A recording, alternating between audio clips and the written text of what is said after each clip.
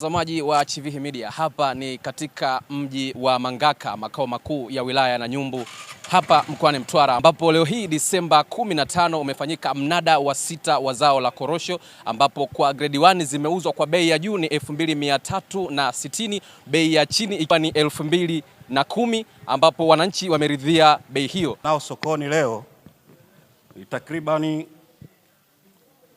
tani 3293, hizi zikiwa na migawanyo ya grade 1 na grade 2.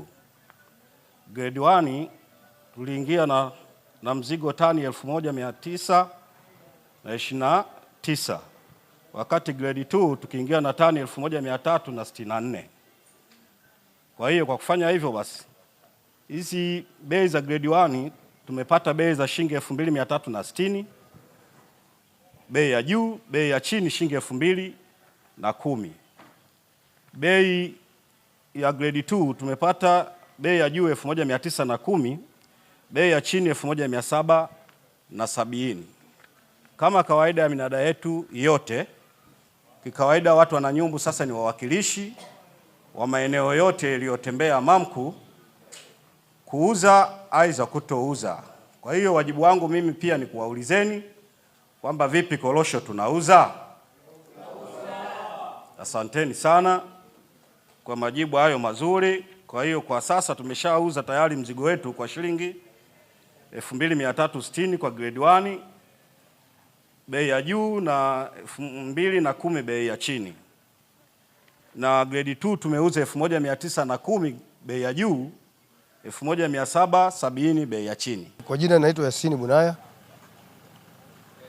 ni mzaliwa wa wilaya Nanyumbu na ninakaa kata Likokona, kijiji cha Likokona, kitongoji cha Mwambani. Kwa kweli tunashukuru serikali na wadau wote, pia bodi ya korosho kwa maelekezo yao, na mimi nikiwa mwenyekiti wa ANCOS Umoja Sheleweni. Kweli tumezingatia ubora, bei kubwa sana tumeuza kwenye ubora zaidi. Kwanza nishukuru serikali, ni sikivu na tayari iko tayari kutusaidia, na sisi watu wa ANCOS tupo tayari kusaidia serikali, tupambane ili angalau tusukume gurudumu la maendeleo. Kwa kweli tunashukuru sana. Mwenendo wa bei hiyo kwa kweli si wafanyabiashara, lakini ingawa sio vizuri, najua mtajipanga. Tunaomba nao wazidishe kidogo, kutuzidisha hata bei kidogo hiyo angalau ya kutuinua zaidi. Kwa mwakani naomba Mwenyezi Mungu ajalie ili waendelee vizuri, bei kuwa kidogo ya maana, ili tupate manufaa sisi pamoja na serikali pia. Jina kwanza, mimi naitwa Abdalla Hassani Chivaro, ni mkulima katika wilaya ya Nanyumbu. Nashukuru hali ya minada kama inavyoendelea, inaendelea vizuri, na cha kushukuru pia kwamba minada inafanyika katika hali ya uwazi, kwa maana unakiona kile kinachoendelea, unaelewa nini kinaendelea.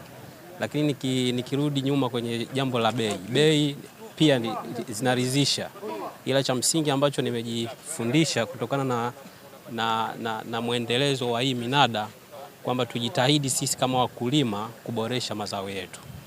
Changamoto kubwa ya bei ni kwa sababu ya ubora wa mazao yetu. Kwa hiyo tunashukuru tunavyoshirikiana na wadau mbalimbali, hususan maafisa ugani pamoja na mamku wenyewe, wanaendelea kutuhamasisha sisi wakulima tuweze kuuza mazao yetu yakiwa bora.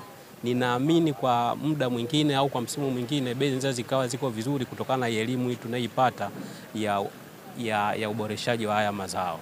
Baadhi ya viongozi wamezungumza katika hafla hiyo ya mnada, na haya ndiyo machache ambayo wameyasema. Naitwa Juma Said Kanyinda, katibu tawala wa wilaya, na niko hapa kumwakilisha Mheshimiwa mkuu wa wilaya. Nilikuwa na mambo machache ya kusisitiza. La kwanza, tuko nasisitiza kwenye jambo la ubora, kwa maana kwamba pamoja tuko kwenye mnada wa 6, lakini bado minada inaendelea, hivyo tunapaswa kuzingatia ubora kwa wadau mbalimbali, kwa maana kwamba ubora unaanzia shambani kwa mwananchi mwenyewe, lakini pia kwenye AMCOS wenyewe pia wana sehemu yao au wana majukumu yao ya kufanya, kuzingatia kwamba korosho zote zinazopokelewa zinakuwa na ubora, kwa maana upembuzi unaanzia pale pia. Lakini pia hata kwenye magala makuu kuna maelekezo mbalimbali ikiwemo yale ya bodi kwa kutumia ile miongozo namna ya kuarrange ile mizigo ili kuhakikisha kwamba ubora unazingatiwa na hatimaye hadi kwa wasafirishaji. Nafikiri hapo ni kama alivyozungumza MC kakangu Ndomba, ametudokeza hapa kwamba hata wasafirishaji saizi wameanza kutofunika ile mizigo. Kwa hiyo niwaombe ndugu wananchi pamoja na wadau wote ambao tunahusika, tuhakikishe tunaendelea kuzingatia ubora. Bado minada inaendelea. Tusione kama tumeshafika mwisho tukaanza kuvunja baadhi ya kanuni na taratibu. Mwisho wa siku tunapoichafua Mtwara ni kwamba tunachafuka wote.